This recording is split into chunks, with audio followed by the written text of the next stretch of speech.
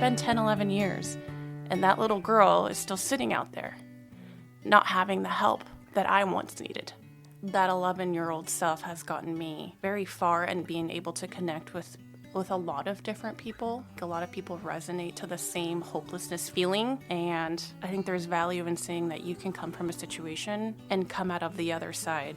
Just recently, in October, I was given the 2024 Mental Health Professional of the Year Award, and in my acceptance speech, I thanked that 11-year-old girl. And I think it came full circle for me because it was like, we did it. Welcome to Live Well, Be Wise, the podcast that deepens the well-being conversation, finding the gold in your stories of hardship and the connection to wise action and lived wellness.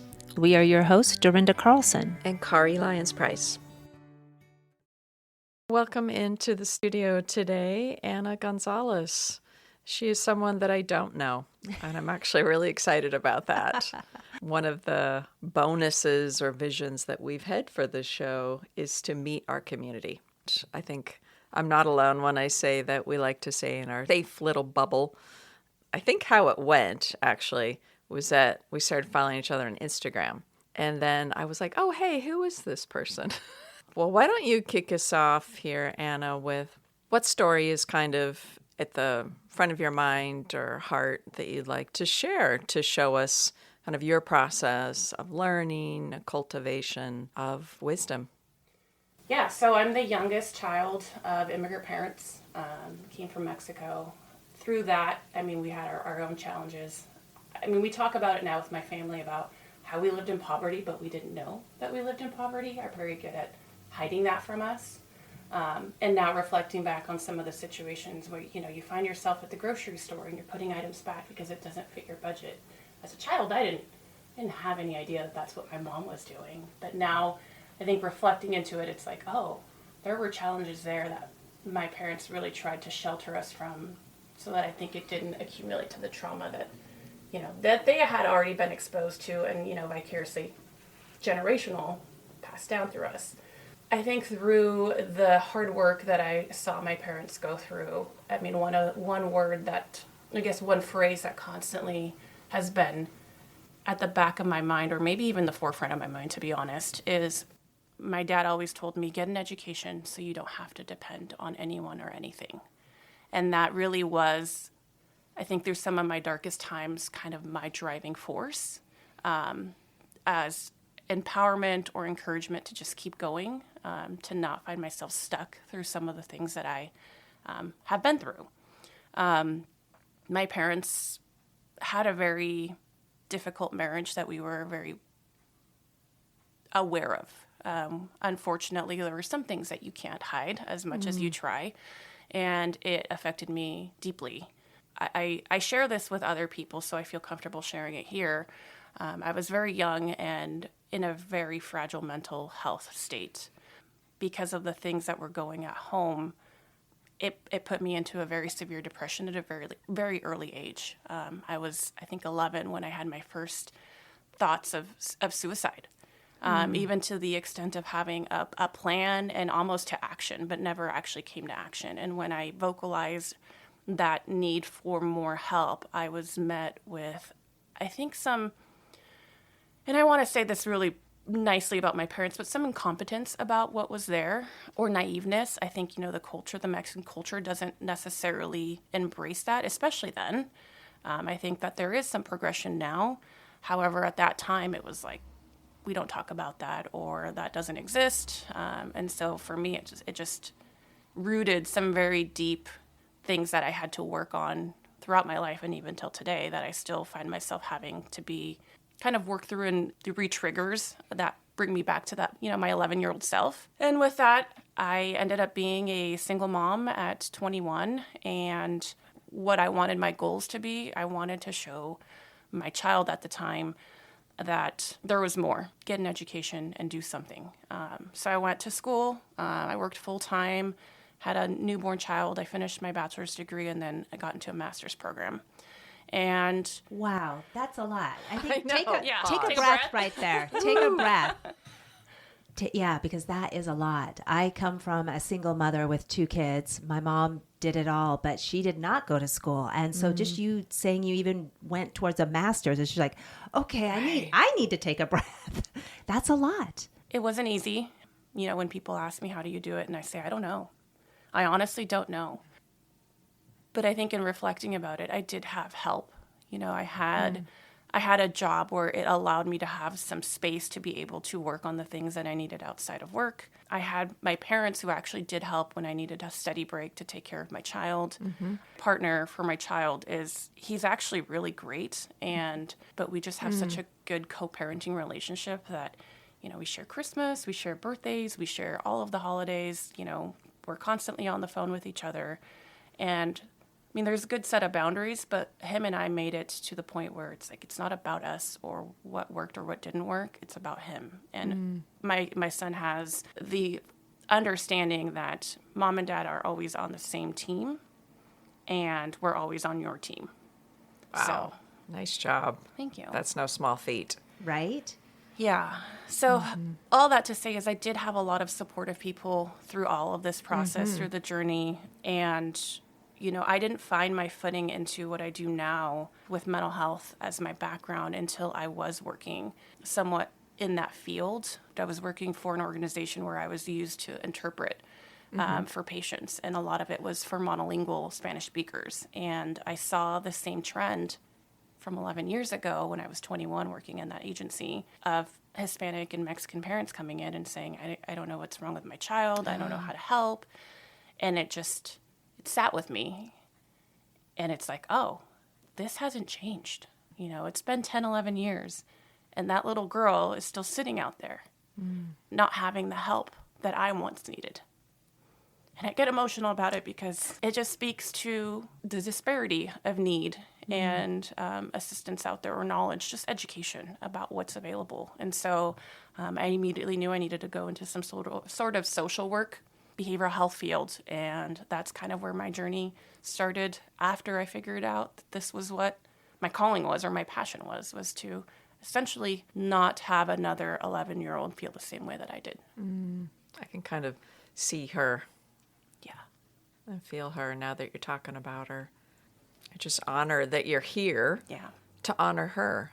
And it sounds like the you that went through that, obviously you've healed and probably recreated narration around all kinds of powerful aspects of what happened to you then. But to take her and to kind of make her your cheerleader to become the woman that you need to be to help other little girls. Yeah.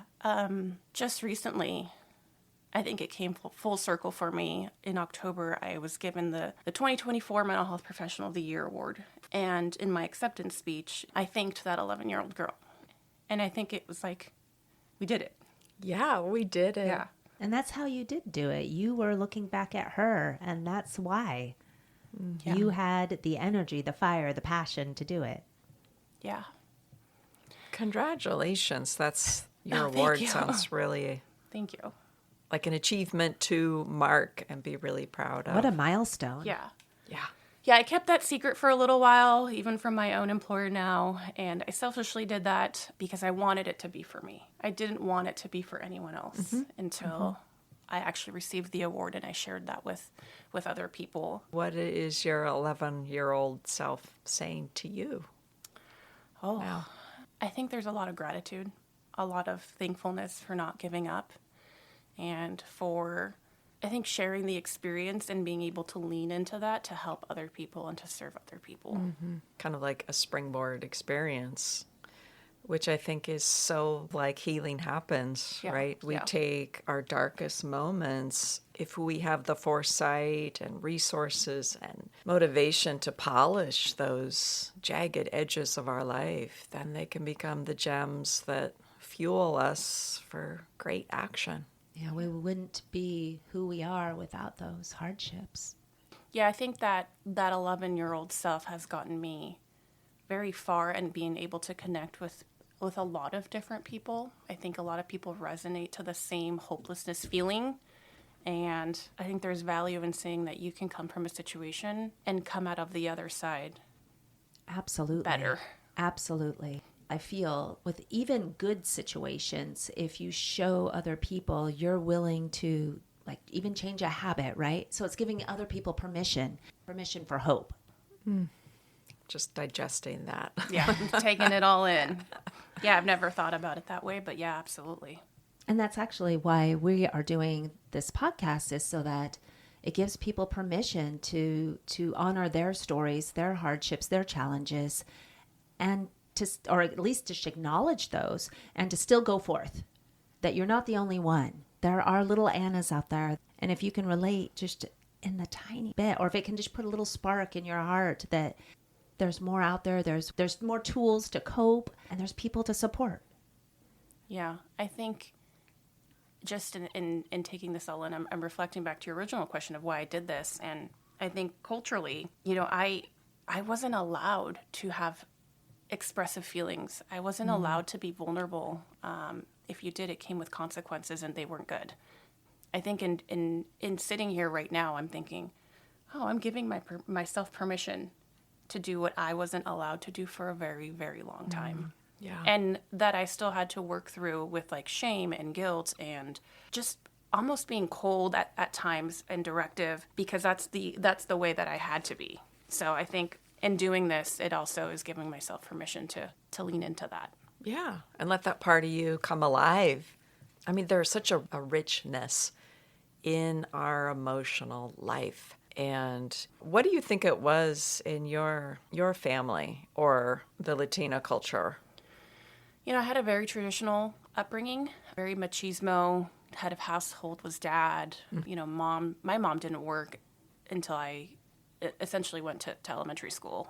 She was a stay-at-home mom. And so very traditional roles. I think that was probably part of some of the issues later in life, that we were living very traditional roles in a no longer traditional area. We are not. We're Different not country. Yeah, we're in a different country with being cultured to a different environment and the assimilation and all of that. So I think with children who are growing up in the United States, just trying to find my way, even as myself growing up, that was really, I think, really challenging and maybe difficult for my parents, that I don't think I acknowledged, to see that the culture was not necessarily as strong as, what they were used to. So I think those were some of the biggest barriers, is that cultural shift in us trying to fit in, not only at home, but to try to fit in, in the outside world. It was impossible for them to understand that, right? Yeah, they didn't. I mean, my dad went to, I think he didn't even graduate. He, I think, went to 3rd grade. That was his highest education. My mom, 9th grade. So they didn't know. It's really great, though, that they valued education for you and your family. Yeah, my mom and my dad both work in agriculture. Yep. So that was, it was hard labor. And so I think that they didn't want that for us. They wanted more. And not that was anything wrong with that, but I think they just wanted us to tap into our highest potential because they saw it. For me, when my parents were much older and I was reflecting back on my childhood and my healing journey, I was able to ask them some questions that they could reflect on. I'm just curious in particular about that emotional scarcity or not allowing that emotional self to be seen. I've talked to my mom about that, and her response has been always, I didn't know better. And for me, I get, again, I'm getting choked up about it, but I have to remind myself, I've had to do a lot of healing with my childhood, and I had a lot of blame. I would put a lot of blame on her, and I had a lot of anger about certain situations that I was exposed to. And I think as an adult now, I remind myself, and as a mother, she was just doing the best that she could. And so it's allowed me to give her grace. Because I don't think it was intentional. It was, she didn't know any different. Yeah. And it was what she knew from her mom and what the generations, and I talk back about that generational trauma, but that's exactly what that was. And so now it's been very important for me to not have the same passed on to my child. I always tell people, especially when they're in a stuck point, of I get the statement of, well, I don't know what I want. It's like, well, you know what you don't want, and work from that. You know what you're not going to allow and what you're not going to stand with, and what you didn't like and what hurt you. Work in a different direction. It's powerful. Just really honor your strength of sharing and having gone through it and been able to hold the vision for a better life. Yeah, it's even simple things like we weren't affectionate. You know, it was just not a thing. Example for my generational trauma, if I wanted to be affectionate with my family or with my mom or dad, it always came with a, well, what do you want? And so I have made that very clear to my child that when he and I have affection, it doesn't come with strings. Mm-hmm. It doesn't come with any expectation other than just to be present. Yeah, these things are basic human needs. And when you do come from a culture where there's strings attached, that really taints that self-expression, basically. I think it's been really difficult now in talking about the culture and the barriers. I think because of the things that we experience, we're not a traditional household. And I think that's really difficult for my family. You mean your household now? Yeah, and even with my mom and my dad, we're not close. And so you see a lot of, Latino, Hispanic families who are very tight-knit. Yeah. And it's very opposite for us. And so whenever I have people from the outside kind of meet my inner circle, they're like, wow, it's not the same. And it's like, well, no, it isn't. And there's reasons why, but it's the best that it is at this moment. It's always hard. There's always going to be that judgment, right? Mm-hmm. But we have to create our own healthy boundaries. And that's good exactly for you. what I was going to say. So what people don't know is that it's because of the boundaries to have a healthy lifestyle, of why it doesn't appear to be as enmeshed as the norm of the culture would be. Well, it sounds like you're a bit of a norm breaker anyway, so. I would agree with that. You go, girl. Yeah. So that's just a perfect lead-in to talk about wellness and this perceived sense of what it means to live well. When do you think, if there was a time in your healing journey that you kind of really thinking about that, what do I want? It isn't this way. What's the life that I want to create? I think the biggest thing is I just want to have a healthy life. I want to have a meaningful life, and I want to have stillness. I don't think we talk about that enough, of just having the moments of just complete at ease and peace. I think, we live very chaotic lives. I have an almost 13-year-old. He plays multiple sports, work, balancing all of that, I think is the key word, is that balance. And so there's been a lot of things that I've had to unlearn or create those boundaries in order to be able to live the life that I've wanted, and talk to my partner about certain things. It's like, Anna, one of the things that you're really good at is not being short-sighted on your short-term goals. You see the long-term goal that you want to accomplish, and at the same time, you don't get stuck in the day-to-day things that get you to where you want to be, and you've held in that space. You've given it its respect, but also you don't get stuck. So do you find yourself disciplined?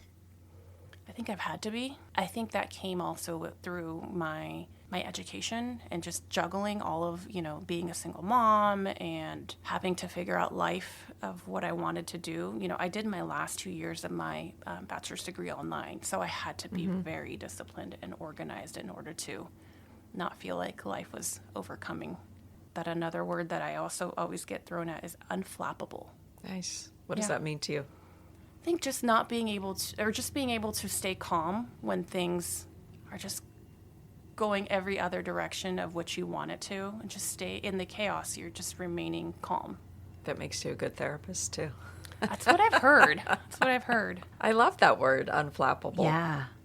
It also has tones of grace and perseverance and just a skillful groundedness. So I have to ask, because you said the word unlearn, what is one juicy tidbit? We love to talk about unlearning. Gosh, I could give you a ton of them. One of them might be that you can't hold people to the same expectations you hold yourself. And I say that. Wow. Okay. Pause. Yeah, that just hit me. So can you say that again? You can't hold people to the same expectations you hold yourself. Okay, so why? Can you unpack that? The biggest reason is I found myself disappointed a lot because I wanted people to do better because I saw better. And it was a very unhealthy use of energy for me. Yes, I could see that. Definitely. It also comes with, you can't save everyone. I had to learn that in my clinician role of, I want to help everyone. I want to be that person for everybody. But if they can't or are unwilling or unable to, they have to get there themselves. And I can't do that for you. I can guide you as far as I can and be there with you, but I can't do the work for you. And I learned that through personal relationships with either family or friends, and I learned that through my career. I mean, take a prime example of, I was trying to hold my mom to this expectation of being this mom that I wanted, the perfect mom that everybody paints that they want, and that I've seen some people be, that I know it's achievable and that I want to be, but I can't put that on her when she doesn't have the same skills or knowledge or coping mechanisms, tools. Yeah. Resources. She didn't have the same support I did. Her family was back in California, so she didn't have anybody here. And so I think that goes back to, you can't hold that expectation on that person and set them up to fail, sometimes without even knowing. Oh, yeah. A lot of that stuff's unconscious. Yeah. Until you decide to wake up to it because you need it. Yeah. To really create the life that you're looking to have that's different. Yeah. And then I found myself disappointed or angry or frustrated because I'm like, why can't this person be the way that I want them to be? So what I feel from that is compassion. Yeah. For someone's uniqueness. Yeah. And I think on the flip side of that, if they're not being the person that you want them to be, in the regards of they're just not being a good person, you also have the boundary. A choice. Yeah. And I think similar to that is, you can't control anybody other than yourself. It's been a healing journey that has had its pauses within my own, seeking my own help with mental health, seeing a therapist. And as a new therapist, I needed a therapist anyways, because you're holding space for you're holding space for a lot of people. Yeah, you have to shed at some point. And because I knew I wanted to be a good therapist, I had to do a lot of work ahead of time. I can't come into something with my own baggage still real raw. So, do you think you could draw a point of connection between one of the things you listed as an unlearning directly to how you feel like it has given you the freedom to live well or feel well, like in your body, in your mind? I think one of the things that I've had to unlearn is that feeling of not being good enough.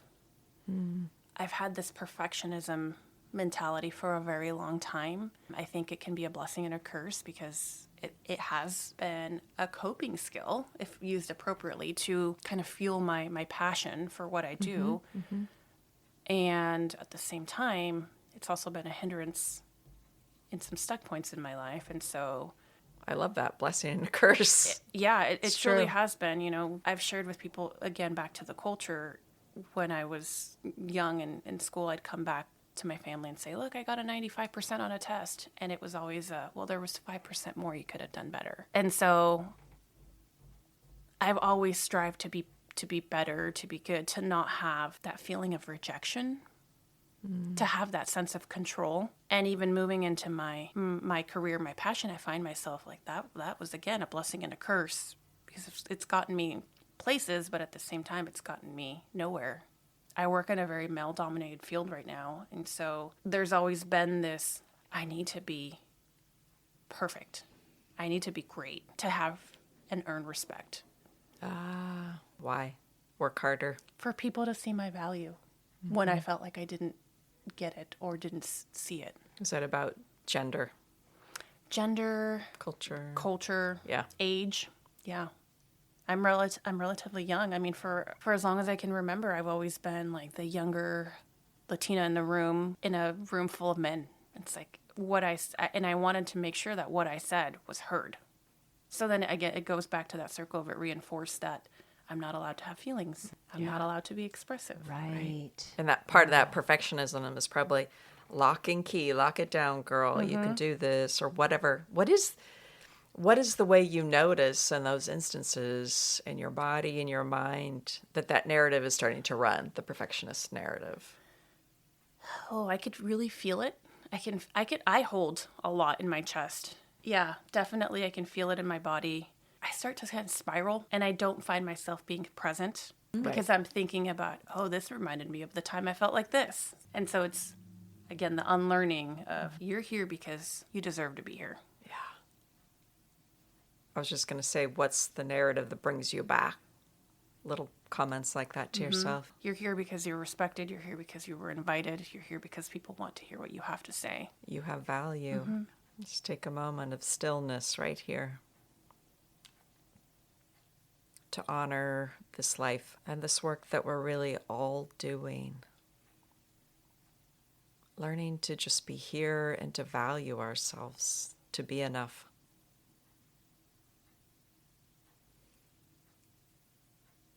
Thank you for reminding us of that, Anna. It's powerful. So tell us a little bit more about what's your equation for living a good life?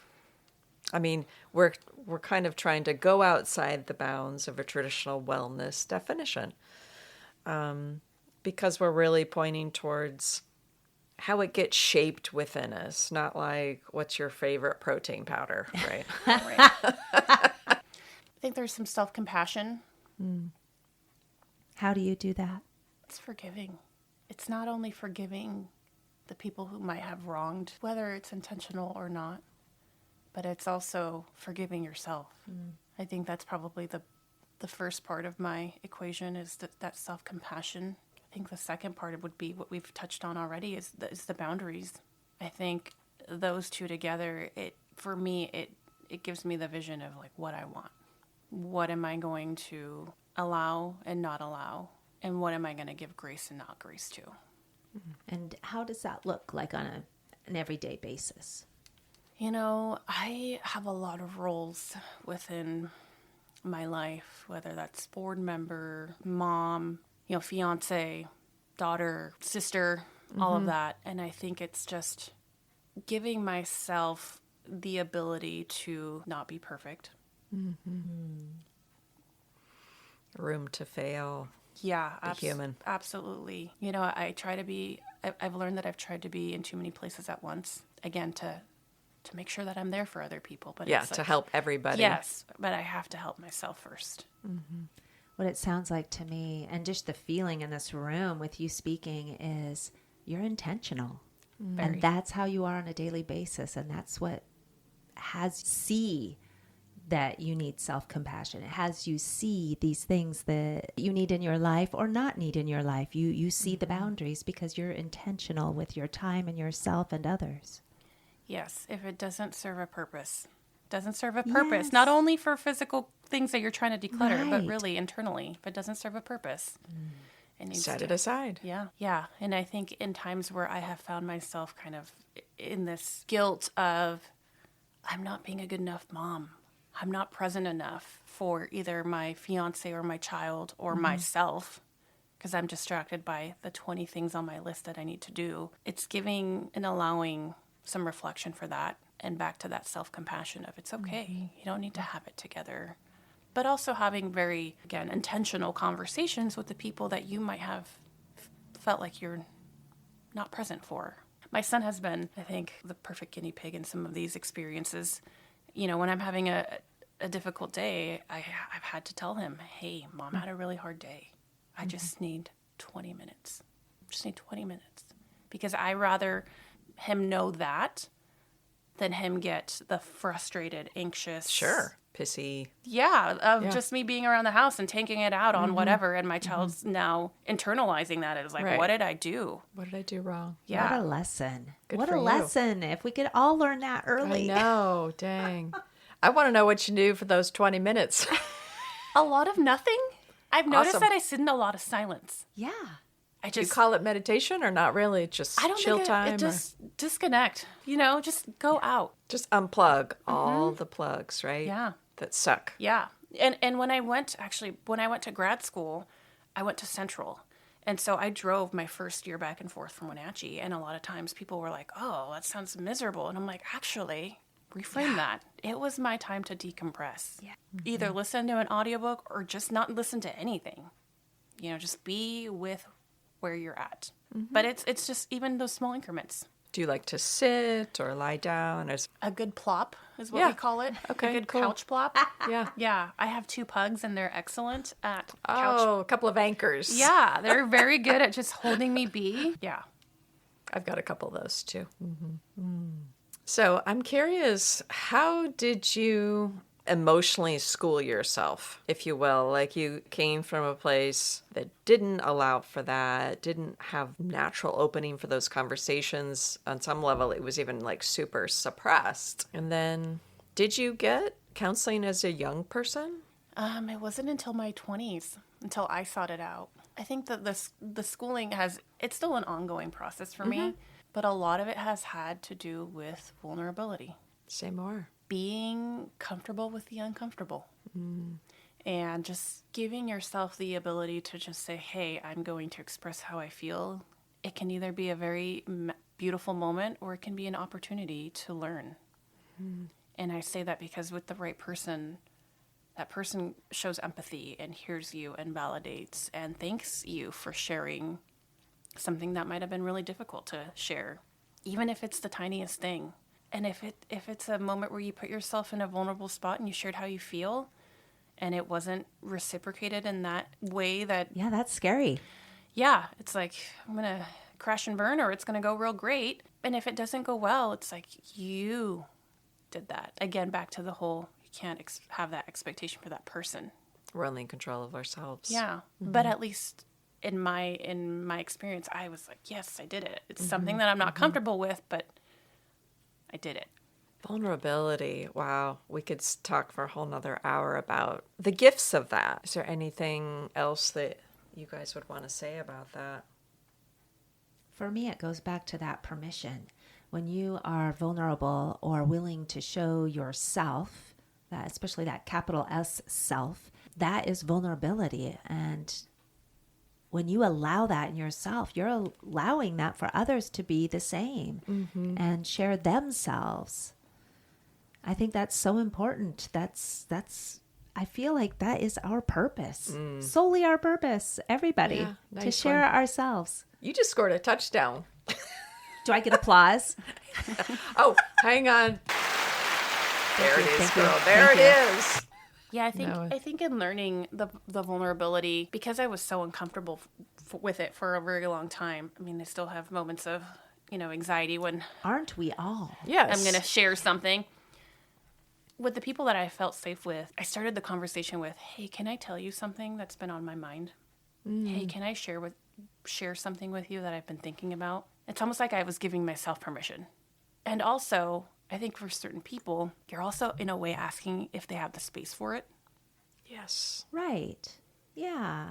Like, is this the time? Yeah, Absolutely. so I think that was some of the initial things that I would set myself up with when I wasn't completely comfortable, or I was trying to navigate the water of how do I do this? So it's like, hey, can I share this with you?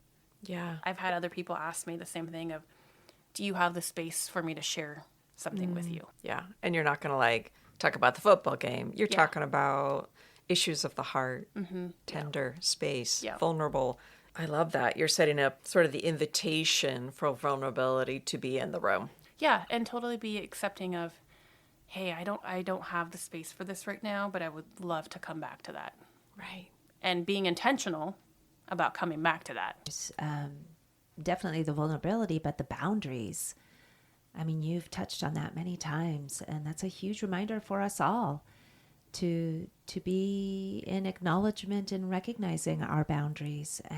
And even when you said, you know what you don't want, that's a starting point. Yes.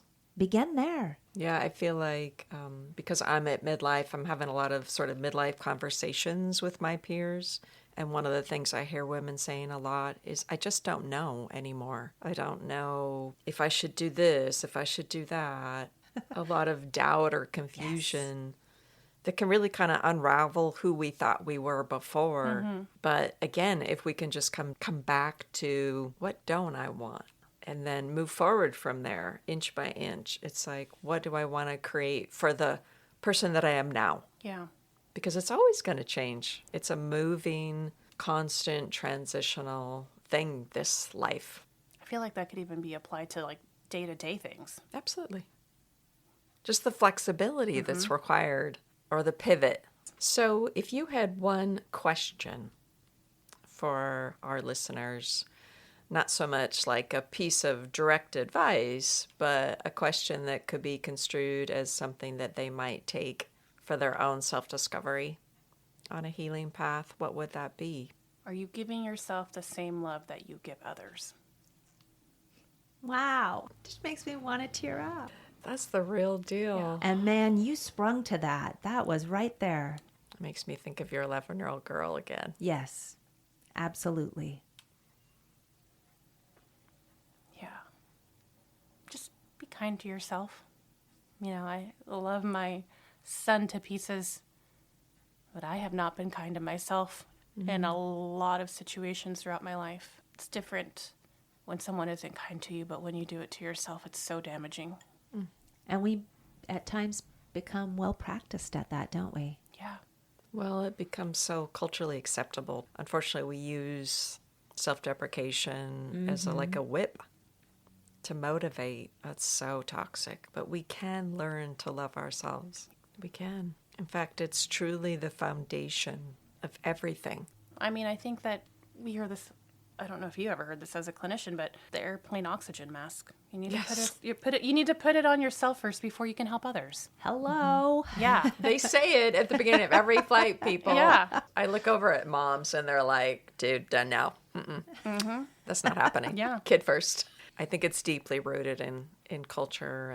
But the more that we can share these stories, the strength and grace of vulnerability, and to show our courage around these emotional places that are really rooted and spring from the heart, we're changing it every day.